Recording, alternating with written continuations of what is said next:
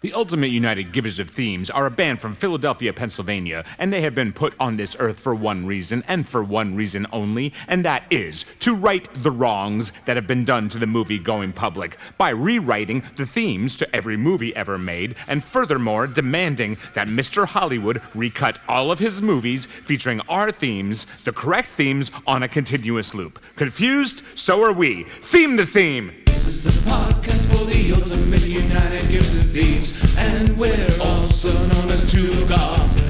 We're gonna talk about the movies that we rewrote all the themes for. We're watching some movies and complaining about things, cause we want our themes in these damn movies. But we don't think Hollywood has the damn guts to deal with how real our themes are. We don't think the themes from all these movies cut the mustard good enough, and we can do a better job. So we rewrote the themes, and now they're better themes. And now this is a podcast where you listen to us talk about our themes. Okay, here we go. Let's podcast. Okay. Let's podcast. Hey everybody, welcome back. Hey, fellows. It is hey fellows Hey. and ladies. Hello, my and cohort. whatever you call yourselves, it's cool with us. All right, cohort. Let's get started. Oh, Jeffrey Tambor's real mad. We got Mr. Mom on in the background because that's the movie we're talking about today. Mr. Mom. Is Jeffrey Tambor related to what Tambor? Well, yes. All right. I mean, cool. I was trying to think of like another tidbit of information to go with that, but the answer is yes. And the Techno Union Army, really likes Jeffrey Tambor. Yeah, well, that Count. okay. Yeah. Makes Hey, good actor. Apparently, he's not a lot of fun to be with on set, but Yeah, never he got. been there. I Did don't he know. get Me Too'd, or was he just like an asshole? I think both. Yeah. I mean, I guess if you're doing something that would, have that kind of reaction, then that automatically does make you an asshole. Yeah. Yeah. I mean, if you did it. Sure. I don't remember. Jeffrey. Well, hey, I'm not going to get into Jeff Tambor. Oh man, I wouldn't dip my foot into that pool. So Mr. Mom, man, Mr. Mom is the first song on EP4 by the Ultimate United Givers of Themes. So we are starting a new EP today. This is the blue one. In case people can't read, just type in these gigantic words, the Ultimate United Givers of Themes, into Type your them search. as large as you can. Yeah, type them as big as you can into your search engine, and then look for the blue one if you can't read. And if you can't read, hey, baby, think about learning how to, I was going to say. You know who was good at teaching kids to read was the California Raisins. Oh yeah, because they would sing a song at you, and and it was usually a song about a book. And how you should check it out. Yeah, how you should. wonder if like, Chris books. France wrote Check that. it out. Did Chris France write that? No, but it sounds like, Oh, because, yeah, in Stop Making Sense, when he he's on- keeps wanting the audience to check it out Yeah. during the time. Check it out! It's funny because like I feel okay talking about this now because I am almost 1 year sober, but he was totally, according to his book, he was coked out of his mind. Sure. During, and it's just funny because if you are somebody who has been on stage coked out of their mind, you can see how you could very easily just start like yelling, "Check it out!" Like, Yeah, you get into that, like, every idea I have is the best idea, and everyone needs to know it right now. that's just such a funny. I mean, I know like heavy drinking and stuff is part of being in a band and that whole thing. I mean, lots of bands like Not Mozart. Well, maybe, probably Mozart's band. I think no. Have yeah, you ever of course. seen? What am I talking Have you ever about? seen that movie Mozart? The one with Murray. With Murray Abraham and Cool's dad. Yeah, Cool's dad is in it.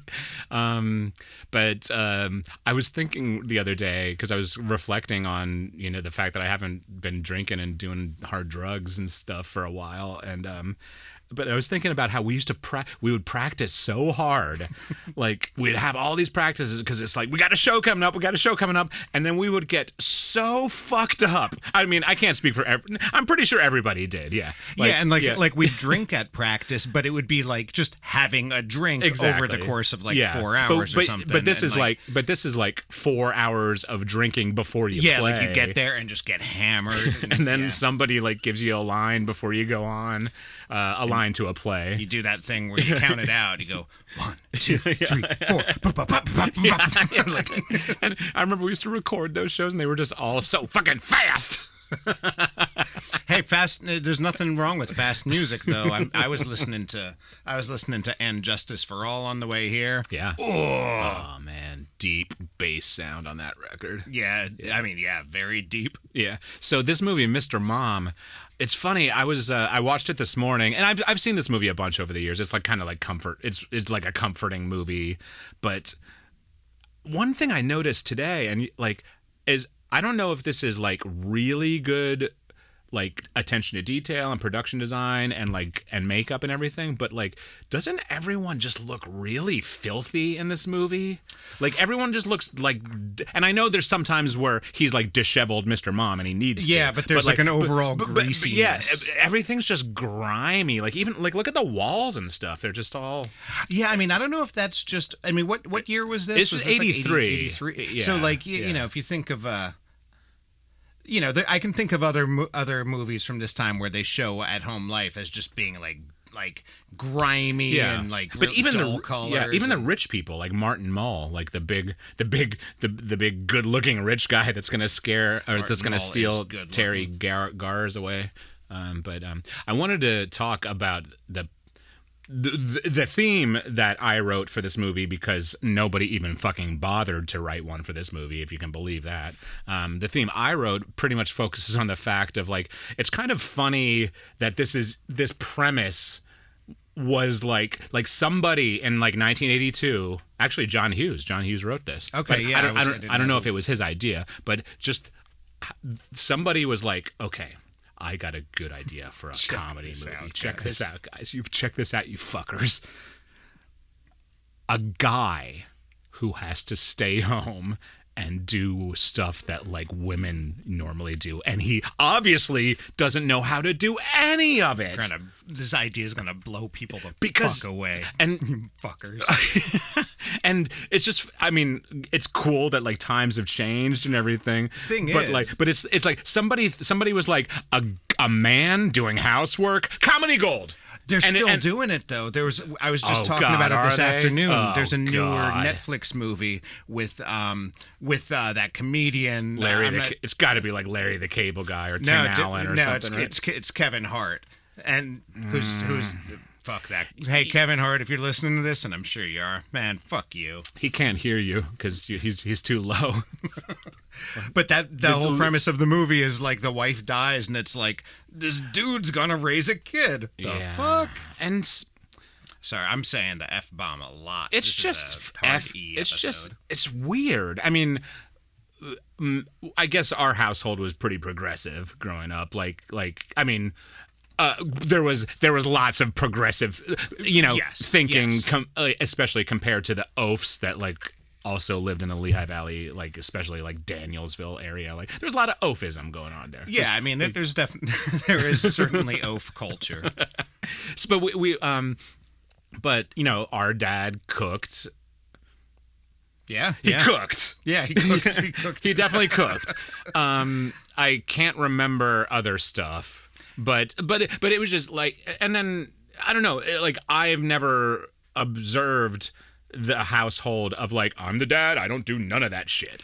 Yeah, I mean, I think there's still a bunch of them. Yeah, I mean, I'm assuming every single person, every single person who stormed the Capitol definitely does not do housework because they need that energy to storm the Capitol, and you can do the kind of house you can do stuff that uses stuff that like uses guns. Like if a thing uses a wrench or like a gun, you fire a gun into it.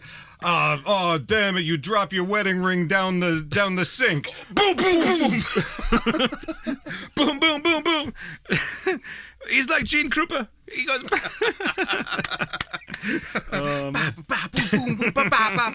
Wow, we're on tonight. Yeah, we are. Yeah. Mermom. Yeah, Mermom. 1983. That was the year. My first year of school, my first year of kindergarten. So Masters of the Universe was a thing at this time. It had just come out. Okay, so I'm wondering, I don't know which came first, the character of Merman or the movie Mermom.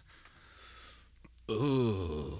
Because I'm wondering if one was sort of based on each other. I want to say Masters of the Universe is 1982 because I recall seeing that copyright on the back of all of the cardboard backs. And I don't know when Merman was in the show, because a lot of there were a lot of toys that weren't in the show. Yeah, but I think Merman was he part of the original? Like with he was OG crew. There's Ram Man, Beastman, Stratos, the bird guy.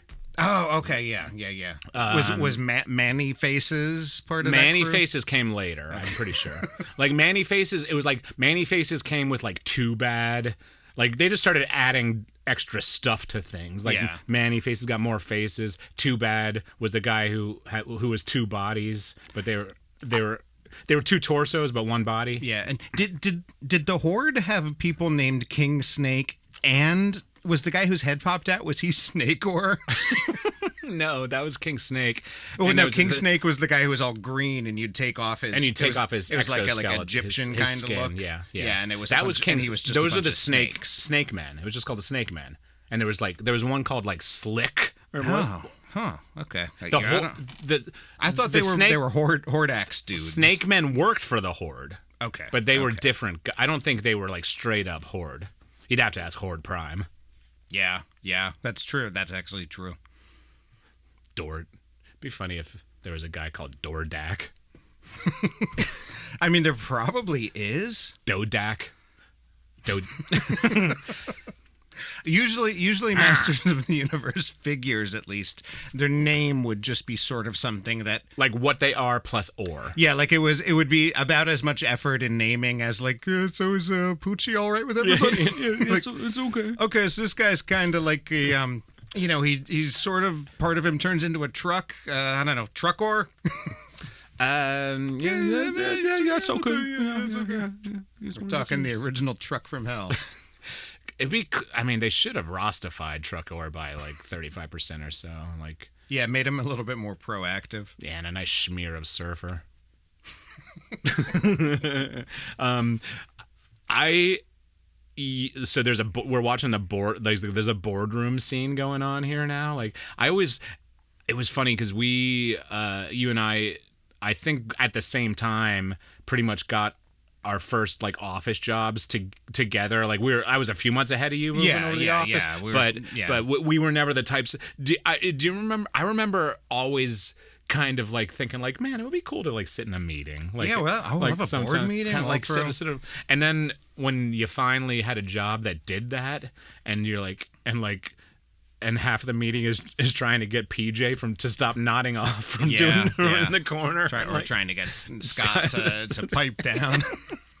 So that's the guy. There's this guy that he was a real nice guy that we worked with, but he was wound a little tight, and he got a dog one time, and the dog just did not like him, and the dog didn't like him so much that the dog kept running away to the cemetery, and we were just like, oh my God, the dog wants to go to the cemetery, because he would prefer that.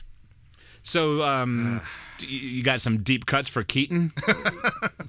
Well, I've watched a lot of Keaton. We're going to talk about recently. Mike Keaton a little bit. Haven't watched Mr. Mom in quite a while, I'm sorry to say. But just 2 nights ago I watched Batman Returns. Yeah. Which I never liked that one for some reason. Now I think it's great. It is, you know what? It's fucking beautiful. It's like that's like one you can turn the sound off and just listen to the theme for Batman Returns on a loop like you're supposed to. The way the way they tell the Batman story in that one is so like Batman's not in it for like the first 40 minutes. It's basically a Don DeVito movie. Don DeMillo. He's dead. Well, yes. Hey, death will come to us all. I've been reading a lot of Thanos lately, so. Have you been watching What If? Yeah, and honestly, so far, Yeah, I mean, I think, yeah. There's stuff I like. It's a thing to watch. Yes, it's definitely there's stuff I like, but so much of it is just like, oh, we're not going to do anything wild. We're just going to like all the things this guy did, this other person's going to do them now. But I do hear it's. I hope this is true. I hear it's gonna get a little weirder as we go on. What if it does? That if. That's what they should do. At the end of every episode should come up like there should be a title card that says that if. That was like, the if. Like the question's like, so what if? I'll tell you what if. That if. Man, The Watcher. I like The Watcher, but I think he should rap more. I do too. Yeah, and he should be rapping. He should rap like really. He should be starting over a lot. And he should do it as Basquiat. It's Jeff Wright. Yeah, it is Jeff Wright. Yeah, it was Chaddy Boseman. I believe that was his last performance as the Black Panther. This is true. Oh, yeah, most of them they get the movie people. A couple they don't. So. You know, it's funny that I had said I had some good Michael Keaton nuggets to talk about, but you don't. The entirety of it was I watched Batman Returns. I mean, I've seen Multiplicity. I never saw One Good Cop. I don't even know. What never that saw. Is. Do you see the one? Do you see the one where he where he steals McDonald's from Zodiac and Parks and Rec? No. Yeah, it's called the McDonald's, the story of McDonald's. It's called the Big McGrift. He walks. He completely grifts Zodiac. And wait, which Zodiac is it? Anthony Edwards? No, from Zodiac. ER? Zodiac. Oh, okay. Arthur Allen Lee or whatever. Yeah. The guy who fixes some You eggs. know it was you. Like we all. When you see him in that fucking hardware store, we're like, yeah, we know it's you. You better don't do that anymore. I'm not gonna buy any hardware here. He's like, oh man, do you want to do that scene from? Do you want to? I'll be the cop and you be Zodiac. Okay. Okay. Yeah, I haven't seen this in a couple of years. But when the cops come at work. Yeah. Okay. Yeah. That's a nice watch you got there. Can I look at that watch? Yeah, you can look at my watch. It's okay. It's interesting how much your watch says Zodiac all over it. Yeah, I don't know what I don't know anything about that. Can I get back to making machines? I think that's what he did. Well, yeah. I mean, we can't. We have no reason to hold you here. So I guess just be on your way, Arthur Lee Allen. All right. But later on, we're gonna know it's you, and we're gonna come in the hardware store and look at you once. Oh, that's a sick film. It is, man. That's one that That's probably definitely the David Fincher movie that I've watched the most of. Yeah, I mean, tough call because I just rewatched a couple of his, but I feel like Zodiac is his best work. Yeah, like that's the one. Like at the end of his life, he's just gonna be laying on his deathbed, and he's gonna be trying to get a word out. And his loved ones, he's gonna be like kind of like Jason Robards in the Magnolias. He's gonna be like, come here. And who's that Lily? What's that girl? Then they're gonna get really, really, really close to him, and it's like, this is fucking Fincher's last words, and he's gonna go, Zodiac owned yo.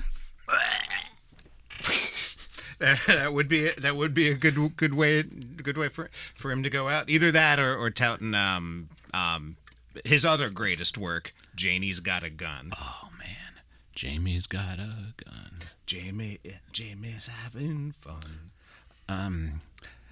It's always funny. We're still watching Mr. Mom here, and it's interesting for me watching movies from the 80s because you always see the stuff that was in people's houses in the 80s. Yeah. But not really our house, because we didn't really, like, I feel like our house was kind of like, I don't know what decade it was stuck in, but we didn't really have like period specific stuff other than the VCR was definitely periods because we would like have the new VCR. Yeah, but TV was not. Remember, we had that TV that only part of it turned on. So if you wanted to see, we had to wake up at 5 a.m. to turn the TV on so the tubes would warm up, so you could see Muppet Babies. Yeah, so you could see the whole screen, of Muppet Babies. Muppet Babies. Ooh, man. I don't think we can retheme that one. That's pretty good. Yeah. Well, that's a show. We don't have to.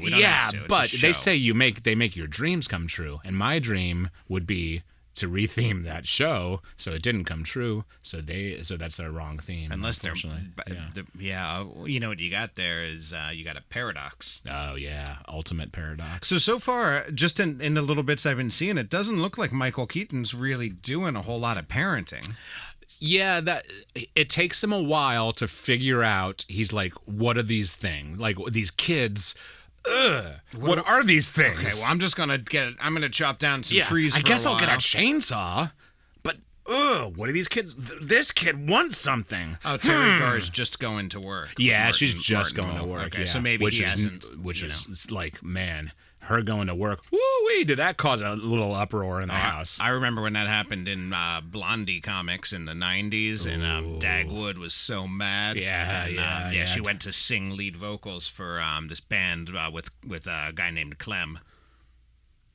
Blondie. Yeah. Clem Burke. Yeah, sick drummer. Yeah, pretty good. He's no Marky Ramone, but he's pretty close. You ever look at pictures of Blondie and just think like, man, this just looks like the biggest group of dirtbags I've ever seen? Yeah, like I could definitely see like walking down the street with Clem Burke at like 5 a.m, and you see like a hot dog that got run over and stepped on a bunch of times. I'm gonna eat that hot dog. Get out of here. Like, get the fuck out of here a minute while I eat this fucking flat hot dog. I've never heard him talk, but that's definitely what his voice sounds. He sort of sounds like a cross between Dee Dee Ramone and Putsy from Grease. Hey, I know that this is like a stupid fucking idea, but what if we put a bunch of boing noises and Hearts from Glass? I don't know. Get the fuck out of here. There's a hot dog sitting on the floor over there. And then he gets a taxi. Yep. And we're back with Mr. Mom. There's somebody smoking on an airplane. Can't do that anymore. Yeah. Although everyone, I mean, I can remember in the last 10 years being on a plane that definitely still had the ashtrays in them. And then you just think, how the fuck old is this fucking plane? And how the fuck are we gonna get to where we're going? Because this plane is fucking old. That's definitely what I think in that situation. And I think it in that voice. Planes are really old though. Like, yeah, I mean a lot of them are. Yeah. There's a whole lot of things that are just old. Man, like how I just don't know if I want to go in these buildings that are old, you know, and this plane is old. Okay, look at the kid's bed. He sleeps in his he sleeps in his racing car. Where do you sleep? We're throwing out some deep cuts. Oh, geez, Louise. So, what do you think is Michael Keaton's best work that you wouldn't consider like not? And you can't say any of like the huge hits. Like you can't say Batman or Birdman. Or you can't say Birdman. Okay, I was no, like I'm thinking of like the kind of bad movies in the 80s and not like the Multiplicities and the. I can't say Beetlejuice. Like, yeah, I think that's considered a very good movie. So okay, let me explain. Let me explain. I want you to pick out of the ones that I personally don't think are wonderful movies. And I'm not going to say which those are. I don't know. Pacific Heights? Okay. Yeah, good example. Yes. That good one choice. rules. Good choice. Isn't he like a creep? I think he's I never saw it. I think he's a landlord who Spotlight. stalks. Fucking Spotlight. That is a really good movie. And that won Best Picture, so that's kind of prestige. You never seen that? No. Oh, man. Let's do a scene from it. I never saw it. These fucking priests are fucking the kids. Let's get all newspapery about it. Buddy, we got to put a spotlight on this. Listen, let's not embarrass the church by talking about how much we fuck kids. Let's let that go. Yeah, but we're going to write a fucking newspaper. I never saw it. I was being two guys. I only know who's what's his not Don Draper, but the not Don Draper guy. Yeah, Roger Sterling. Yeah. Not Don Draper. Oh, he's just fucking doing acid the whole time. Remember when he started doing acid on that show? That was pretty good. That was a good development. That show was pretty aces. That show is an ace in the hole, really. If you're gonna talk about aces and holes, yeah. I mean, they were both of that. You know, what movie's an ace in the hole? Rounders. Oh man, that movie. It's like fucking Double Down. No, Double Down. Okay, Rounders. Yeah. And the best was that every time they pulled off like a scam, they would high five each other and go Rounders. So I don't know if you remember last week there's some like I was supposed to go meet the Wambler guy. And he said like be outside your house at this certain point. Of course, I go there and nobody's there. However, I did like some I tried like Googling them, and they do have social media, but they have like next to no followers. Sure. They have one subscriber on YouTube, this kid named Chris Dappy, who's like must be some kind of goof. He's into dapping. Yeah. Sounds like a dapper. Sounds like a real dapper. It does sound like a dapper gentleman. Yeah. But I was able to find this interview with this person named Stanley, who was apparently or was the manager of this band, the Wamblers. I have heard them mention somebody named Stanley in their like phone calls. So check this out. And this is an interview from 1982. I just found this clip, so... Yes, would you mind telling us a little bit about the most scary experience you ever had during your many, many years with the goof rock band, the Wamblers? Yes, that's very easy to recall. We were in Atlanta, and the boys, I always heard them talking about this person, Falco, who, if you'll remember, he rocked was a musician in the 1980s, and he made a really, it's a famous song. It's a famous goof rock song called "Rock Me Amadeus," and the guy saw Jeff and Wally really liked that song a lot. Yes. But I never really paid attention too much to some of the things they say because most of them were not really words. You just kind of got used to that after a while. But so I heard about this museum in Atlanta that I thought it might be nice for the boys to visit because they had on display something called Falcor, and I saw a big ad for it. But I didn't realize that there was an R at the end of this one. So that was my first mistake, and I took the boys to this museum, and I was going to surprise them. And the whole way there, I was telling them about how, boys, you're going to be so excited. We're going to see Falco, that musician that you really like, because I was under the impression that we were. And then we got there, and it was a museum for what do you call those Kermits? It was like for those Kermits and those Gonzos. There's like a Henson Muppets. Museum or something. Yeah, Muppets. for Kermits. It was a museum for them. But also, this Falcor was on display, and I guess he's a big thing from this movie called The Story Doesn't End. Never Ending Story. And when the boys found out that Falco was not going to be there, it just got kind of primeval. Jesus Christ!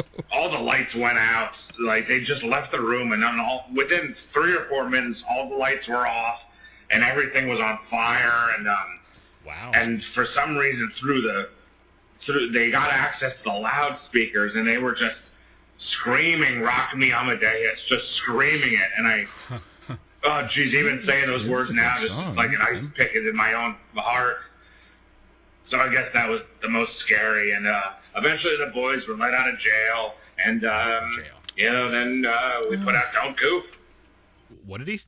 What did he say? We put a "Don't Goof." We put out "Don't Goof." Maybe that's the name. Honestly, hold on. There's Goof Rock Band, and they have a song or something called "Don't Goof." At this point, I don't quite know what to expect from them, especially with this new knowledge that. So this interview was recorded in 1982, and he mentioned having done this for many years. I was born in 1978, and I'm about to turn 43. So does that mean that they've been a band for like 70 years? It's in which case, how old are these guys? I don't know. The guy The guy Wally Wambler has. I don't watch any of them, but they have a YouTube channel. So I guess you could look up the Wamblers on YouTube because there's a bunch of videos up there. But I'm not going to give those guys like views. I'm just not going to. They're Yeah, especially in terms of views yourself. yeah. But I mean, if anyone else is interested, they can. But yeah, I don't know. I mean, I don't know. They could be like 100 years old for all we know. I mean, yeah, this is definitely getting. It's getting more interesting. I'll tell you that. Yeah. So anyway, I guess we should listen to our version of Mr. Mom.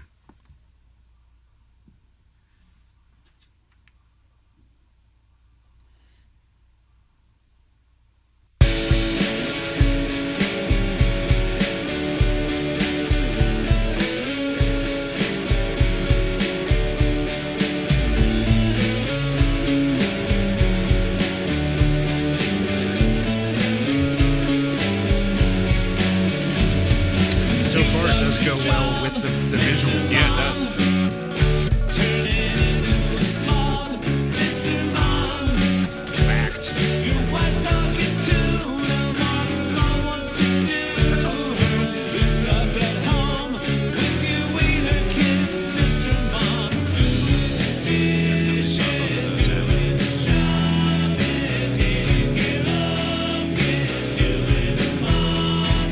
Stuck at home with your wiener kids. Gotta go. My two wiener kids are listening.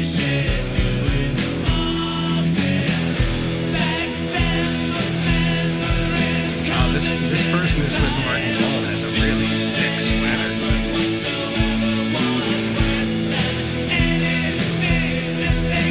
Are they at a race? Yeah, it's a rich people race. Whoever wins gets to drink a virgin's blood at the end of it. I was wondering if it was a race to the top.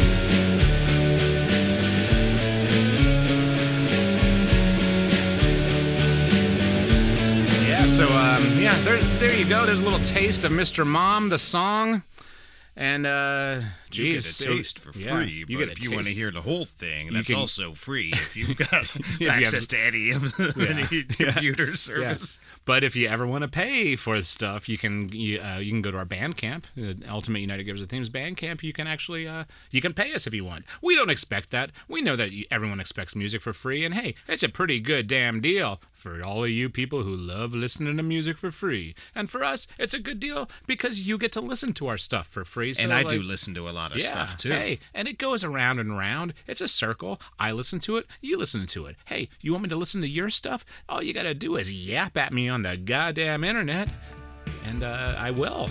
You know? I probably won't. I'm going to be listening to Creedence Yeah. or Cruddence. Hi, hey everybody, we're Cruddens Clearwater Revolver. We play Creedence songs. Everybody tonight, come on, oh baby. You know what I mean. Oh, alright. Everybody's alright. We're alright. Do you think it's good?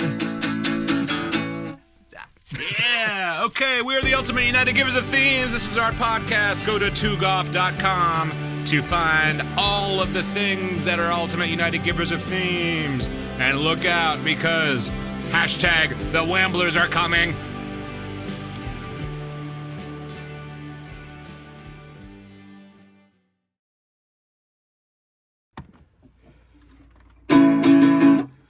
Did you see today's Daily Goof? No.